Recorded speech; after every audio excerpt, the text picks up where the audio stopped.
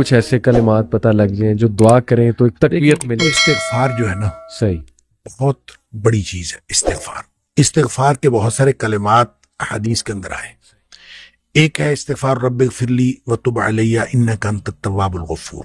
بہت شاندار استغفار ہے. قرآن مجید میں نہیں، یہ حدیث میں. حدیث رب اغفر لی وتب علی انک انت التواب الغفور. ٹھیک. ایک استغفر اللہ الذی لا الہ الا هو الحی القیوم واتوب الیہ. بالکل صحیح. یہ والا جو ہے نا استغفر اللہ الذی لا الہ الا هو الحی القیوم واتوب الیہ. اندازہ کیجئے کہ حدیث میں قرآن میں آتا ہے کہ جو شخص میدان جنگ سے فرار ہو نا اس پر اللہ کا غضب نازل ہوتا ہے. صحیح.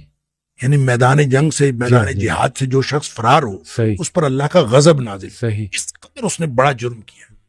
نبی کریم صلی اللہ علیہ وسلم فرماتے ہیں کہ جو شخص سوچ سمجھ کر 3 دفعہ یہ پڑھ لے استغفر اللہ الذی لا الہ الا هو الحی القیوم واتوب، 3 دفعہ سوچ سمجھ کے پڑھ. نبی پاک صلی اللہ علیہ وسلم فرمایا اللہ تعالیٰ اس کے سارے گناہ معاف کر دیتا ہے چاہے وہ میدان جہاد سے فرار ہوا ہو. اللہ. آپ اندازہ کریں پیچھے بات کیا رہے گی. یعنی اتنا بڑا اگر گناہ اس سے سرزد ہوا ہے اور وہ اللہ سے معافی مانگتا ہے استغفر اللہ الذی لا الہ الا هو الحی القیوم، 3 دفعہ یہ کہتا ہے تو اللہ تعالیٰ اس کے سارے گناہ معاف کر دیتا. پھر حدیث میں آتا ہے کہ سبحان اللہ و بحمدہ، صحیح. جو شخص یہ 100 دفعہ پڑھتا ہے صحیح. سبحان اللہ وبحمدہ، بس اتنا. صحیح. اور اللہ تعالیٰ اس کے گناہ معاف کر دیتا ہے چاہے سمندر کی جھاگ کے برابر ہو. کیا یعنی جتنے بھی گناہ ہیں اللہ تعالیٰ معاف کر دیتا ہے. بالکل ٹھیک. تو یہ اسی طرح جو اللہم اجرنی من النار ہے، جی ہاں جی ہاں، یہ 7 دفعہ اگر کوئی شخص صبح کے وقت پڑھ لے، 7 دفعہ شام کے وقت پڑھ لے، اگر اس دن میں اور اس رات میں اس کی موت آ جائے اللہ تعالیٰ جنت عطا فرما دے گا. پھر سید الاستغفار ہے. یہ تو میں سمجھتا ہوں شارٹ کٹس ہیں. تو سید الاستغفار 1 دفعہ پڑھ لے اللہم انت ربی لا الہ الا انت خلقتنی، تو یہ 7 دفعہ، یہ 1 دفعہ پڑھ لے. صحیح. دن کے کسی ایک حصے میں پڑھ لے، اس دن فوت ہو گیا تو انشاءاللہ جنت میں چلا جائے گا. رات کے کسی ایک حصے میں 1 دفعہ پڑھ لے تو اس رات فوت ہو گیا تو جنت میں چلا جائے گا. تو گویا صبح شام کے یہ اذکار میں یہ تو شارٹ کٹس ہیں کہ اگر انسان یہ پڑھ لے تو انشاءاللہ وہ جنت میں جائے گا. باقی جو انسان کو یہ خیالات آتے ہیں نا سائیکولوجیکلی، انسان کو ریگریٹ ختم نہیں ہوتا یا گلٹ ختم نہیں ہوتا یا آپ کہہ لیجئے کہ اس کے وسوسے ختم نہیں ہوتے، تو اس کے لیے ایک علاج نبی کریم صلی اللہ علیہ وسلم نے بتایا، وہ ہے لا حول ولا قوت الا باللہ. بس اتنا. صحیح. اور اس کو اگر 100 دفعہ کوئی شخص پڑھ لے، اچھا، لا حول ولا قوت الا باللہ. صحیح صحیح. لیکن پڑھنا کیسے ہے؟ پڑھنا اس طرح نہیں ہے کہ آپ بس پڑھتے جائیں. یہ ہے کیا لا حول ولا قوت الا باللہ؟ اصل میں کیا ہے؟ حول کا معنی بھی قوت ہے اور قوت کا معنی بھی قوت ہے. لا حول ولا قوت، یوں کہہ لیجئے نہ کوئی اجتماعی طاقت نہ کوئی انفرادی طاقت الا باللہ، سوائے اللہ کے. یا نہ گناہ چھوڑنے کی طاقت نہ نیکی کرنے کی طاقت الا باللہ. یعنی یا تو ایک کو پازیٹیو بنا لے، ایک کو نیگیٹو بنا لے، یا ایک کو اجتماعی یا ایک کو انفرادی. اب اللہ کے سامنے اس کو اپنا مسئلہ سمجھ کے نا، اپنا جو بھی مسئلہ ہے وہ سوچے اور سوچ کے اپنے اللہ کے سپرد کر دے. یا اللہ میری تو کوئی طاقت نہیں، نہ انفرادی نہ اجتماعی، الا باللہ. ہاں تو عطا فرمائے طاقت تو ہو سکتی ہے.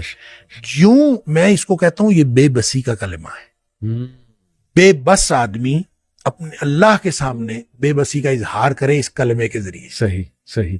تو پھر یہ نبی پاک صلی اللہ علیہ وسلم نے فرمایا، جس شخص نے کہا تھا نا مجھے وسوسے آتے ہیں، جی آپ نے فرمایا لا حول ولا قوت الا باللہ پڑھا کر، تیرے وسوسے بھی ختم ہو جائیں گے اور اس کے علاوہ اللہ تعالیٰ تیرے 100 مسئلے حل کر دے گا. واہ واہ. آپ اندازہ کریں ایک شخص کے 100 مسئلے ہوتے نہیں ہیں. 2 نہیں تو 4، 4 نہیں تو 6، 6 نہیں تو 8. اس سے زیادہ مسئلے تو کسی کے ہوتے ہی نہیں. تو لا حول ولا قوت الا باللہ پڑھنے سے وسوسے بھی دور ہو جاتے ہیں. اور اس کے علاوہ، اور وسوسے جب حدیث میں اس کا لفظ وسوسے آتا ہے تو میں اس کا سمجھتا ہوں کہ اس سے مراد سائیکولوجیکل پرابلمز ہیں. تو جتنے سائیکولوجیکل پرابلمز ہیں وہ اس سے حل ہو جاتے ہیں. اللہ کا ذکر ہر اعتبار سے بہترین ہے، لیکن بعض تو بالکل ایسے ہیں جیسے وہ تیر بہدف ہے. کیا بات. تو یہ شیخ اس کو جنت کے خزانوں میں سے بھی بالکل، اس کو لا حول ولا قوت الا باللہ، اس کو نبی اکرم صلی اللہ علیہ وسلم نے جنت کے خزانوں میں سے خزانہ بھی قرار دیا. اور جس کو جنت کا خزانہ مل جائے اس کو اور کیا چاہیے. آپ کو شاید میں نے یہ واقعہ پہلے سنایا ہو. میرے والد صاحب رحمۃ اللہ علیہ بہت زیادہ ذکر کیا کرتے تھے جوانی میں. صحیح. اور ہماری دادی بھی بتایا کرتی تھی کہ یہ محی الدین بڑا ذکر کیا کرتا تھا. تو اس کے مختلف وہ جنگل میں چلے جاتے تھے بعض اوقات، اپنا ان کا تو طریقہ کار تھا. والد صاحب نے خود مجھے یہ واقعہ بتایا. وہ کہتے ہیں کہ مجھے ایک دفعہ یہ حدیث نظر سے گزری کہ جنت کے خزانوں میں سے خزانہ ہے لا حول ولا قوت الا باللہ. تو کہتے ہیں میں نے اس کے بعد باقی سارا ذکر جو ہے کم کر دیا. اچھا. تو سب سے زیادہ اسی کو پڑھا لا حول ولا قوت. کیا کہتے ہیں میں نے یہ سوچا کہ جس کو جنت کا خزانہ مل جائے اس کو اور کیا چاہیے. تو کہتے ہیں میں نے صبح و شام کثرت کے ساتھ لا حول ولا قوت الا باللہ لا حول، بس یہی. اصل میں یہ بات والد صاحب نے مجھے اس سوال کے جواب میں بتائی تھی کہ والد صاحب نے کبھی بھی دنیاوی طور پر کوئی کاروبار، کوئی جاب نہیں کی. اچھا. نہ کوئی کاروبار کیا، صحیح، نہ کوئی جاب کی. صحیح صحیح. 16 بہن بھائی ہم تھے جن کو پالا ہے انہوں نے. تو میں نے ایک دفعہ ان سے پوچھا تھا کہ ابا جی آپ کو کبھی زندگی میں کاروبار کرنے کا خیال نہیں آیا؟ ان کا آیا تھا، ان کا کاروبار کا خیال آیا تھا جوانی میں. پھر انہوں نے یہ واقعہ بتایا ان کا، جب یہ میں لا حول ولا قوت الا باللہ بہت زیادہ پڑھتا ہوں، اس سے پہلے کہتے ہیں میں سوچا کرتا تھا کہ میں کوئی کاروبار کر لوں. تجارت کہتے ہیں مجھے بہت پسند تھی، اس لیے بھی پسند تھی کہ نبی پاک صلی اللہ علیہ وسلم کو تجارت پسند تھی، اور اس لیے بھی کہ نبی پاک صلی اللہ علیہ وسلم فرمایا اس میں بہت زیادہ برکت ہے. کہتے میں سوچا کرتا تھا، کیا نہیں کبھی. تو جب لا حول ولا قوت الا باللہ میں نے بہت زیادہ پڑھا، کہتے ایک دفعہ خواب میں مجھے اللہ تعالیٰ نے دکھایا کہ میرا یوں کر کے دھڑ جو ہے وہ آدھا کر دیا گیا. اچھا. آدھا کر کے مجھ سے الگ کر دیا گیا. اچھا. اور میرا آدھا دھڑ الگ ہو گیا لیکن میں باقی کا پھر بھی مکمل ہوں. یعنی وہ آدھا دھڑ الگ کر دیا گیا ہے اور میں پھر بھی مکمل ہوں. صحیح. اور مجھے خواب میں ہی بتایا گیا، یہ سمجھایا گیا کہ تیری دنیا ہم نے تجھ سے الگ کر دی ہے. جنت مانگتے تھے نا اللہ، تو ہم نے تجھ سے تمہاری دنیا الگ کر دی ہے. تو والد صاحب یہ فرمایا کرتے تھے کہ اس کے بعد مجھے زندگی میں کاروبار کرنے کا خیال بھی نہیں آیا.